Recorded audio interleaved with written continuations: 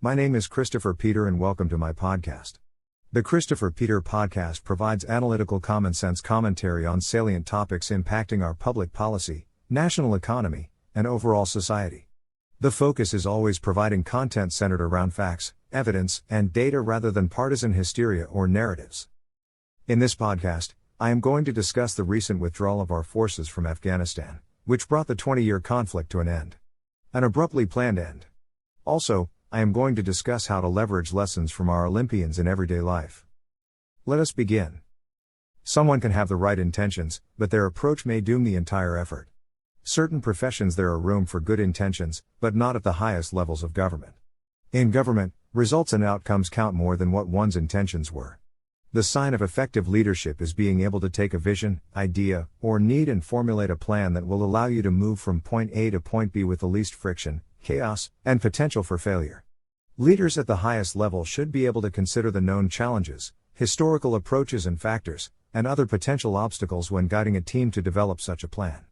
Leaders at the highest level are responsible for communicating inside and outside of their organization to ensure all parties are on the same page or can coalesce around the same goals, even when there is a need for privacy and secrecy.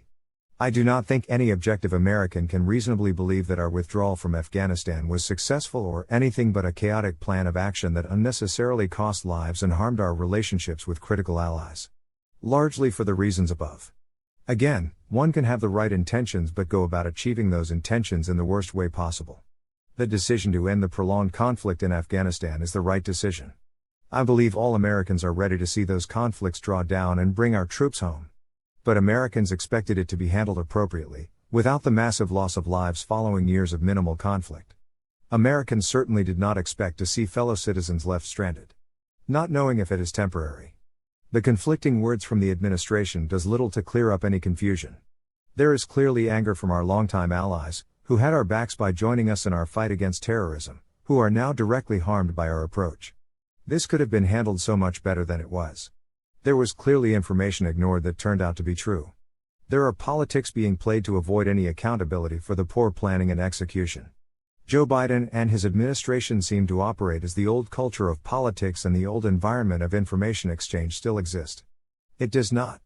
The time when an administration would frame an event and the public would not be any the wiser is no longer a political reality.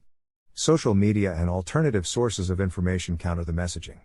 I think many Americans are tired of the political ploy of blaming your predecessors for your own policy failures.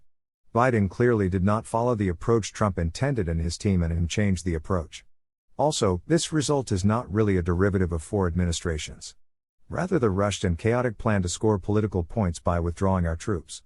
There are issues that transcend administrations, but the administration in power is responsible for incorporating those inputs in their plan. The blame Trump for Biden policies is the same approach Obama took for his failed policies. Establishment politicians will assume credit for successes that occur in spite of their policies and deflect accountability for policy failures that are a direct result of their planning and execution. One has to question whether the rush was truly needed. Could we have waited until we orchestrated a better approach and consulted with our partners? Let us consider a metaphor or an example. Let us imagine we are a retail executive needing to change the direction of our organization. Considering the obvious market conditions, one would assume that the path forward is to focus on online channels and become a stronger player as an online retailer. But you cannot simply shut down your brick-and-mortar stores. What about the people that work in each store? What about the communities that these are located in? How will your brand be impacted by the change?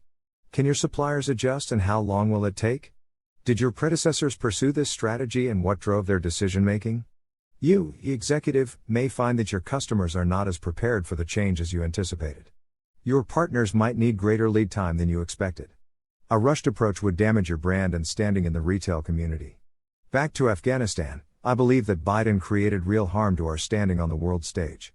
Biden demonstrated that world leaders cannot trust this administration to do the right thing when called upon. Instead, he kowtowed to a terrorist regime and ignored the pleas of our strongest allies. Remember, Biden ran on changing direction and improving his perception of our perception on the world stage.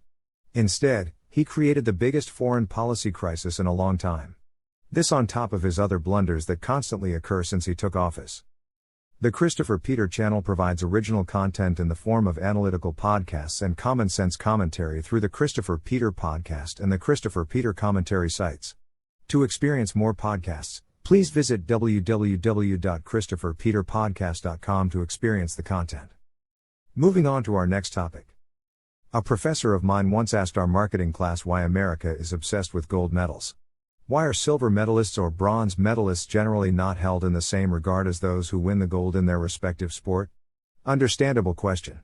For many cultures, anyone who wins an Olympic medal is celebrated as a champion. Outside of the United States, China, or Russia, better known lately as the Russian Olympic Committee, there is no guarantee of obtaining gold medals at any Olympic event, summer or winter. Maybe not even a realistic hope of obtaining any medal. Not an insult by any means, but a reality for many nations outside of the aforementioned ones. For Team USA, Americans want to see our delegates win the most medals and the most golds. That is how a successful Olympiad is defined. Few nations spend as much as we do on entertainment, including sports. Our athletes train in the best facilities and enjoy the best equipment. All made possible by our free market capitalist economy that sponsors our Olympic organization. America is blessed with the ability to provide the best training possible. Nations like China and Russia, currently known as the Russian Olympic Committee, also afford their Olympians state-of-the-art training and hold the same expectations. In reality and in all honesty, silver and bronze medalists do deserve celebrations, and they receive accolades and recognition for their feats. They achieved something that few people can, except the one or two people that finished ahead of them. This will probably remind you of the movie Talladega Nights, where Ricky Bobby, played by Will Ferrell, based his life on the words from his father.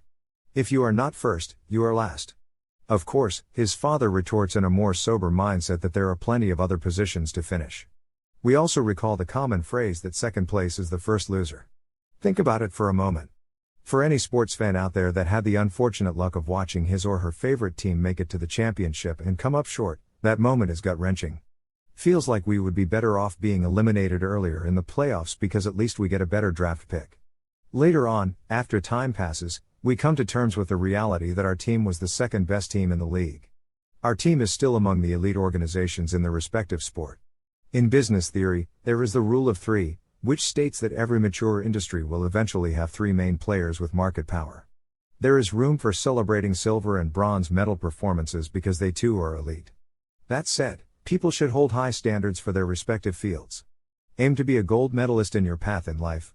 Position yourself to be the best and not shortchange your future. We all know that the best does not always win the gold but can still obtain a medal. Are there any Americans who doubt that Simone Biles is the best gymnast in at least the modern era? She did not have a gold medal performance this time around, but we all know what she is capable of.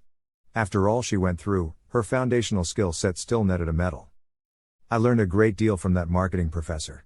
He was also good at providing useful advice. For instance, he told our class that education was important, but if the best attribute on your resume was the college or university you went to, that might be a problem. He stressed the importance of internships, project work, or any type of employment where you can make the case to employers that you have the knowledge and experience to qualify for jobs. In our society, there is a focus on education, but we limit our learning to what we experience in the classroom and not expand it to everyday life. Each and every day is an opportunity to build on your foundational knowledge base and make yourself more marketable and stand out in the crowd. There are certain key lessons that cannot be taught to you in the classroom or by a coach, rather you have to learn them by experience or trial and error. Let us leverage our Olympic theme once again. Consider the number of athletes that participate in all the different Olympic sports. For instance, the number of people who take gymnastics beyond just the set that represent each nation represented at the Olympics. The athletes at the Olympics are just the ones we see, yet there are so many people who practice or compete to some degree in that sport. Yet, there are only 3 that receive Olympic medals and global recognition of being the best in the sport in the world. There are many people who graduate college each year. Some graduate from nationally ranked programs, some from name brand schools, many from questionable institutions or online programs. The best jobs go to the ones able to stand out or foster a network of contacts for greater access. In many prospective career fields, there are way more opportunities than 3 for people to thrive, but you can see that you need to stand out from the crowd. For an Olympian, they need to develop the skill set to at least make their Olympic team, which reduces the number of competitors standing between them and the desired medals. They would then need to stand above the rest of that Olympic pool to qualify for a medal. In life, the goal should always be to aim high because the reality is the outcome for most people is somewhere short of the gold medal platform.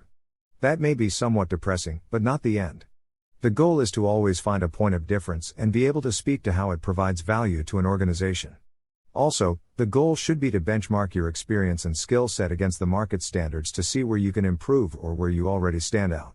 That naturally would be your competitive advantage. The rich and upper echelon do not always reach their status in America simply by luck or inheritance. Most of the time, these individuals are able to identify and effectively market competitive differences before the market is saturated. Or create new markets for first-mover advantages. Most of us will have to navigate a market already established while we seek greater opportunities. Important to always strive for the top and endless pursuit and prepare for it as you navigate these paths. Consider the path of an Olympian. The first immediate step in getting to the gold medal is qualifying for the Olympics. The athlete may need to see how their performance stacks against known competitors and make needed adjustments to stand out. Develop competitive advantages.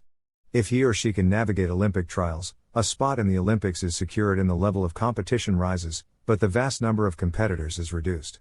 An Olympian should know early on what a gold medal performance in their respective sport looks like and consider the quality of competition. The preparation should intensify to reach the gold medal standard and ascertain competitive advantages to stand out in the current competitor fields. A competitor cannot control anything outside of their preparation and performance. Just like in life, we cannot control the economic conditions or market mismatches that may exist.